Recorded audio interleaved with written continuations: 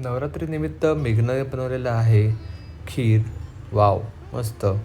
बटाट्याची भाजी, पनीर मटर, पुऱ्या आणि पापड.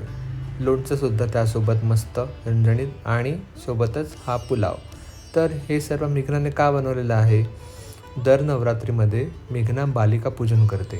ह्याचं वैशिष्ट्य असं की बालिका पूजन किंवा कुमारिका पूजनसोबत ती मुलांचंही पूजन करते. म्हणजे लहान मुलं, मुलगा असो मुलगी असो असा कोणताही भेद केला जात नाही.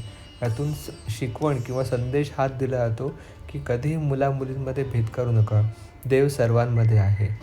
तर अशा पद्धतीने मेघनाने हे पूजन आणि त्यानंतर त्यांच्यासाठी जे जेवण केलं होतं त्यासोबतच काय काय मजा केली हे सर्व आपण पाहूया या व्हिडिओमध्ये.